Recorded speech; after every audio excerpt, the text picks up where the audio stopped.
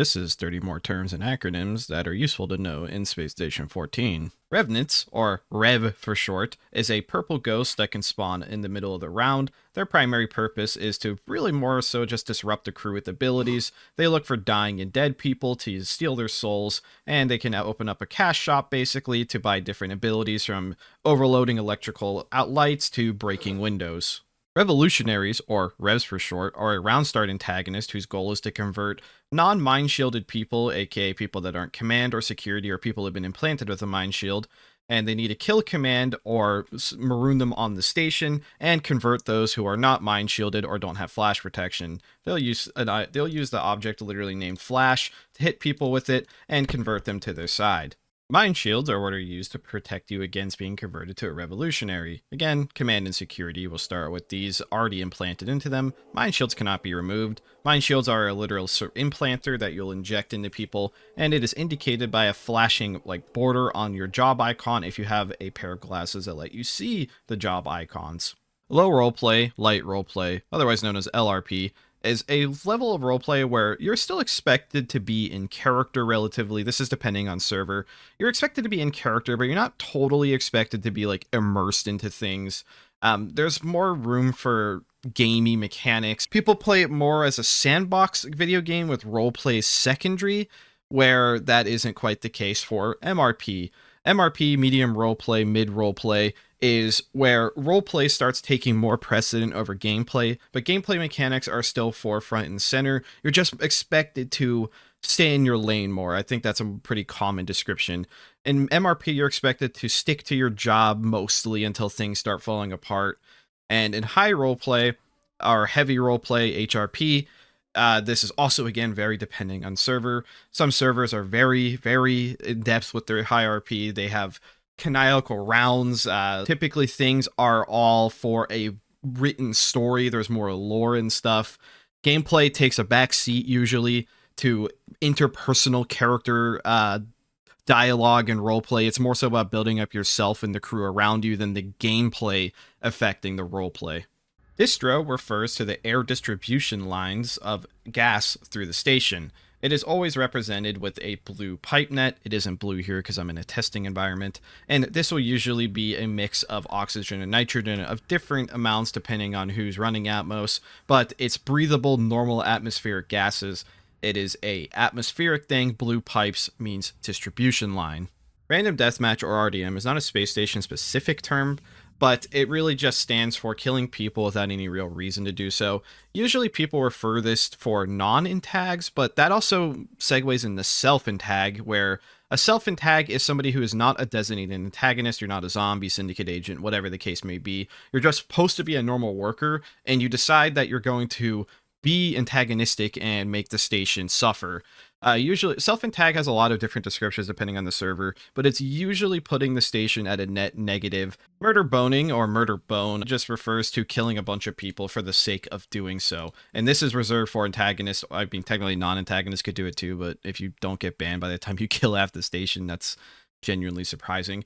But it's really just killing a bunch of people who are non-targets, so going into the bar and just kind of slaughtering them for zero reason, not even looting them. They were never bothering you. People will usually refer to killing non-targets as murder boning.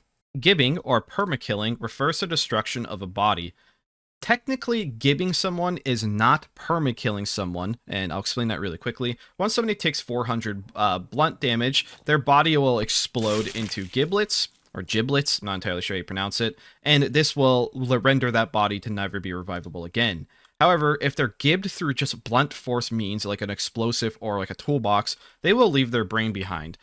Technically, as long as that brain still exists, that person may be able to be brought back. However, if you eat the brain or you meat spike them, that is referred to as permanently dead. Borging refers to taking somebody's brain that was recently departed, putting into an object called a man-machine interface. Depending on whether or not that player still is in the game or wanting to take over their body, will have different effects here. However, if that player is still playing as their brain, once you put them in man-machine interface, they'll be able to talk to you again. And man-machine interfaces could be put into cyborgs, and that is why it's called Borging. You're basically turning somebody into a cyborg. Think something like RoboCop. Laws refers to the laws of the AI or cyborgs. The AI and cyborg are duty bound to their laws, and the default laws are as follows. You may not injure a crew member through inaction or allow a crew member to come through harm. You must obey orders given you by crew members, except where such orders would conflict with the first law, and you must protect your own existence as long as such does not conflict with the first or second law. Usually when somebody is saying, state your laws, that is the laws they are looking for. And if it is not those laws, that means they were tampered with, or an ion storm messed up their laws, or something weird happened. Disk can technically refer to multiple things, but usually when people just say disk, they are usually referring to the nuclear authentication disk, which is found on the captain.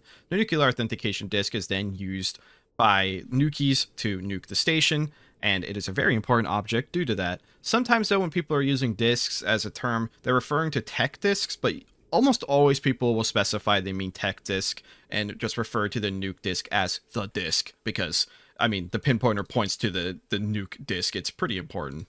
Speaking of the nuke disk, there's a team of people called nuclear operatives, or Nukies, that are looking for that disk. They need to kill the captain, take the nuke disk, put the nuke disk in the nuclear bomb, and detonate it in order to win as their job. Flukies is a very common term. Usually Flukies refers to a team that fails spectacularly, like say they have the bomb planted and then they leave the nuke and it gets disarmed. That's a fluky. But more often than not, people just refer to Nukies losing as flukies, even if it was a good fight. I think this one's kind of lost its meaning or never really had a great meaning, but fluky is really just a Nukie losing. ERT refers to Emergency Response Team. These teams can vary massively in their goals for the station. They range from security to janitors to leaders. They can be there to help kill Nukies. They could be there to help catch one person. They could be there just to show up for routine inspection. It's up to admins to really decide what the ER team is doing. They do all similarly look like this, though. They have hard suits usually, but they're very well decorated. They're very well armored. They're high up. They're nanotrescent representatives. And again, they're usually an admin-only event. I'm not sure there's any Space Station 14 servers that have ERT occur naturally, but on Wisden servers and upstream servers, they are admin only. Similar to ERT, there are Deathsquad members. If you ever see somebody that looks like this, you're probably already dead. However, these are also admin only, and they can be used for more meme events. Deathsquad isn't always used to just punish the crew or something. There are definitely cases where I've seen admin events use these in really creative ways. But Deathsquad is really just a canonical in-universe term for the highest level of nanotrescent military. They're borderline unstoppable. Cog, or Cognizine, refers to the chemical known as Cognizine. Cognizine, when injected into a non-fully sentient creature, will allow other players to take over that creature and even have full speech. So this really allows you to turn critters into more higher intelligence creatures, and certain things like cats and bread dogs literally require this to be made, and they can talk to you just like anyone else. Uplinks refers to how Nukies and Syndicate agents get access to their equipment. Nukies will get this radio, and that is where their telecrystal will be stored. If you watch the other video, telecrystal is the currency that these antagonists use to purchase things in a shop. Syndicate agents, by default, start with the uplink in their PDA, and Nukies will have it in their radio. However, there are also implants, and that means there's also implant uplinks that you can purchase. Like the Mindshield, there are many other types of implants. So, for example, some implants are actually just purely beneficial to you. Some will just make you emit light. However, some are highly illegal and Syndicate only, such as things like Scram implanters, Freedom implanters, EMP implanters. There's a large list of things, but implants refer to things hidden under the skin. You can't visually tell people have them unless it's the light one, and they need to be ripped out with an implanter in order to extract those implants. Not all implants can be extracted, but that's a different topic. Anomalies, or anoms, refer to scientific anomalies that can spawn randomly or are spawned by scientists directly. This is a science-specific object. They need to investigate this and keep it under control in order to earn research points. However, these often go very, very wrong and will kill many people. They'll explode, and there are many anomalies in the game. And again, that's a different video for what anomalies actually do, but Anom stands for anomalies. It's a science thing. Subsequently, alien artifacts are also a science thing. Usually, these are safe to be around, and normally will have zero effect or consequence if just ignored entirely. These also can spawn randomly, or be purchased by cargo, or found by salvage. Also, they're available around start in science labs. These can range from giving you money to killing every single person on the station, depending on what their effects are. it gets pretty crazy. Antag just refers to antagonist. While that's obviously just a normal word, antagonists in this game can range from basically anything. It can be your coworker in your department, it can be a ninja, it can be a Nukie trying to blow up the station, it could be a space dragon. There are a lot of antagonists in this game, and there's a lot of suspicion in this game. You never know if your bot and his coworker is a syndicate agent. You never know if there's a ninja invisible walking past you in a hallway. So when people say antag, it's a pretty broad term, but it refers to people who have specific goals that negatively impact the station or its crew.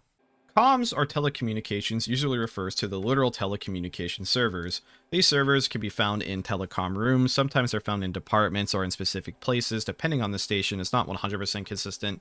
Inside of this, though, there are radio keys, and this is what allows you to use the specific radio channels your headset or radio may have access to.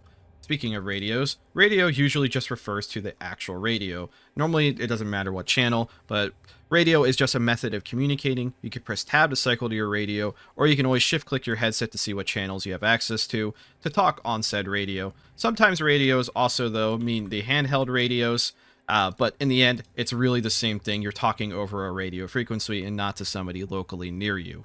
ID refers to your identification card. You can alt-click your PDA to rip the ID card out. This is what gives you access to the various areas on the station, and of course those accesses depend on your job and what access you may end up stealing.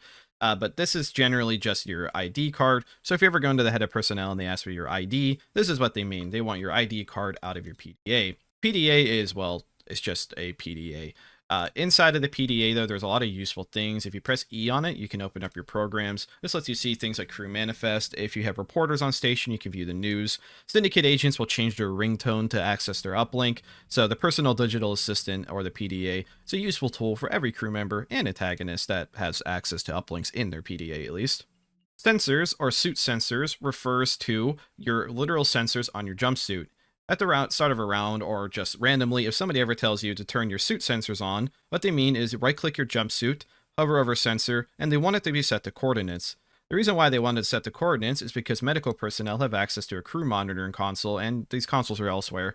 But inside this console, it will literally monitor the crew, so if I'm trying to find a specific person, here you can just go here, click on it, and it'll tell you exactly where on the station they actually are, and it would even tell you their job ID. So if they have a PDA with an ID on them or just the ID, it will tell you who they are and where they are, and even their health status. That is what sensors means. And finally, green texting or red texting literally refers to the color of the text at the end of a round. Green texting means that an antagonist successfully completed their objectives, and it will say success in green text. If an antagonist failed their objectives, it'll be in red, otherwise known as red texting. So if a syndicate did really good, they'll say, I green texted. If the syndicate did really bad, you'll usually see people like security or command say all red text or red text, stuff like that. To literal term in this case, but it still is something that confused the hell out of me when I was new to the game. That is all 30 terms I will be covering in this video and acronyms.